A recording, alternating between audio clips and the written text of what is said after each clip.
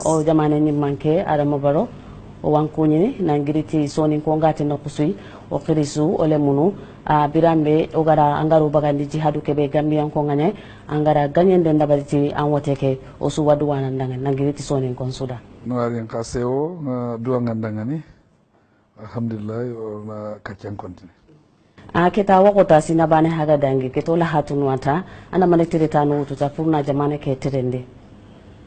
angara diga mbe ko to munyani o haga nda sine ta ko sasa jamane nyimmendi na nya gambia president sine ke no gondi o gara joppa time o joppa watu kote ngana cheki o ga ta kunu kasi be ga o kesi no gondi gambia dépenser ama hari khasubana dépenser ama kembaga kubeno ga nyire wari kasi nyemi maka inyi kasi chumundini commercial bank no ko igana kasi chumundini kaso sikki ini charging 23% nye inyi gollini kundunye o kugari wala kenya nyire bari ngedi minister nu arasere suga gollini mansa kunda kedi oro naka ne nyetu kumena ngad nanti duna kasi ni marantin na kunya maka odo kun kacha ila gambia dema ma lengi ora watini gambia dépense nda ma kasu nakati dépense kenya na kesi kedi oro sakon tenya ni fankanga ma kendo su jamani lante terle jula ko lante terle keta wako tanda wari nanda sinotu mi plane da bari ala wako no danga ni tanda mani teretano wutu kem plane yo gra teretano wen wutu ko gambia ga telle kane mo ko wari angana teretano wutu manna saha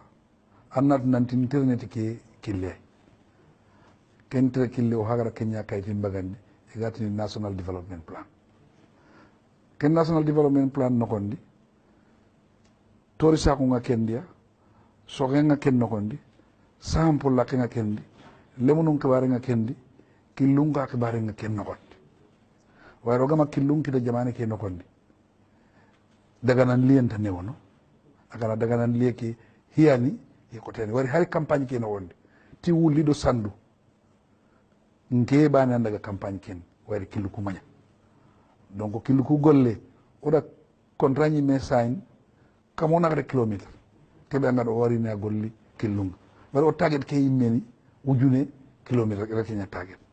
lenki ngana hay fanka ke ga sabati o maka kondo ngana hay banque no so ga tambono benu kindi interest ki ayanka e pare julaaw ke ka a joppe segen farim paga yanka ngana ken ci farin yanka sukru yanka bagasi ni ko ka yanka e pare duwani ke ka ora takandi maron kam sa ser suga maron litin anta duwani tugal ke sunni ko bire na kat ne wono soro ma wara mbicce ga kat mu golli walla na hinya man no ko nyampugo ke nyanci o gala bire ke takandi bire ke gana takandi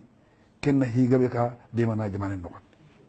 awako digamenga bo himbe ga daga ti ti jamanen tanganden polla khenga kana mane wutu ta purna wari nanti tangande ke ga katunu daga na kane mo ko gambian ko ngala hayti mo be yo bito dangi ke tangande ke bare nyango maka hi kote wala ngana hay politique parti nu ngaja yere ila gaja ngen jopati o karay iri gajati busumbala mbangi ke fa sojanu be ndo ya jamme ka daga sojanu hilli lerini nan lo jamane kedi o sikar no kuma kadi ragan miro hallani kadi raga kenya ngoda ngani hibe angad nanti akoto maka sir bar kubenu marantenga ken security airport peni o haara kun sutta gondi o wi konti mbagan na hike haga nyama wobe ba ndaka o ken pene ken security polla ke moni garangundi oni garangundi gollenga ina to ko rekita golle ke ga kawterne mobe ndasimma kenya ni kille be angad nanti ara o de mana ken tanganden polla ken pour ken nakatu terno ma wa tangande ken hi kote ay angana wari lenkin kedan ken ngadi gamon tanganden polla kenya no ngani akenden tengani kenya ci o katu ke debarni so ken hi ay hi kote nyani man sakunda ke ba angana hay sonin ko ido tu himbe ta kenya no kuni julanu nyai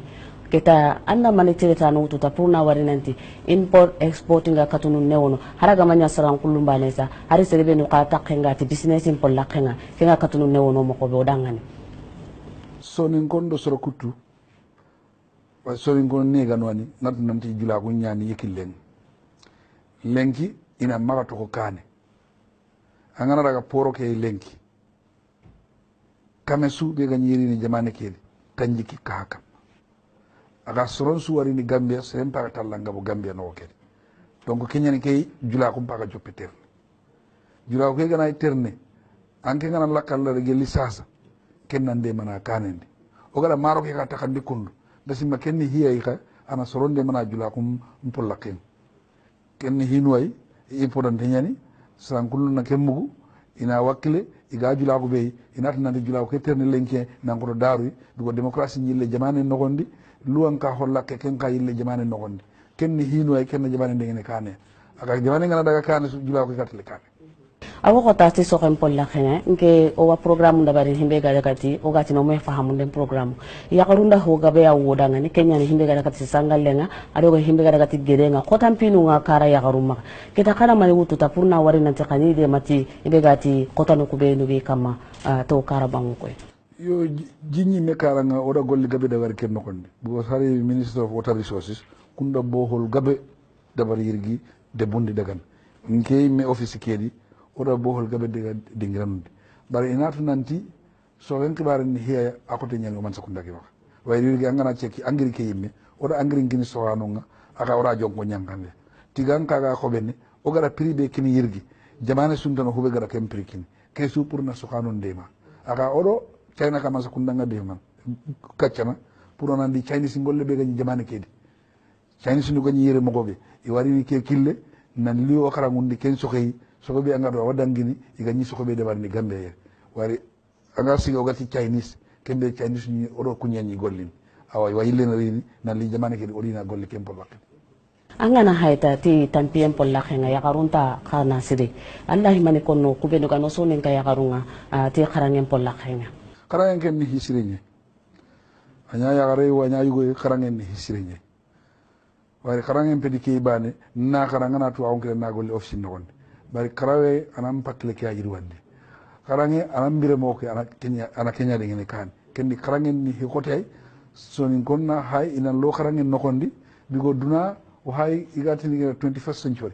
o ga sigira be hara ngana avion no ko man na fo mu nyafil angama kara nyananda hikote nyi hari ke trende o ga kebe debarni ko tarini angama kara lanta ten donc kendi karangen ina lo kendi aga ora soronki la sorbe na wodi mana i walle ko sirun cigindini hare le ko ñu cigindi ti tuma na bangi ke ila sigindi dingere go no julangel ila le ko cigindu ku sun le ko surun ñay ko na tuwa ko pola ke na yirwandi kita Allah sare en kono mare mundanga ta wakota wakati mpagaro jambata Allah mani kono sorin ko benu gampay ne ti Gambia do halala jamanu ko ngakebe sonin kono ki ne ganwe ngewad na sonin kono ni sire wakilan to ñay ba tampile ke do sino hilla sonin ko kulam pundi wala hiya inatu nanti hike sansia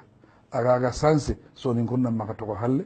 ina lika hoye jamane ngollen o wat nanti khasingi maka aka to ko jula ko karanga ini kitelo jula ko Gambia ga tele kane mo wasuntare noire baro noire ma osbe o president Kenya ne katabe ugara kitata odo jamane ni manke kengane president Adama Barrow oda gara ken kacha kitati sonin konsuda komi kasuda mugu mo beta ati sonin kon nambo gudinita ono kite kahima kataw anani ona suna jamane ke tirendi igala hay mo be ogana giri no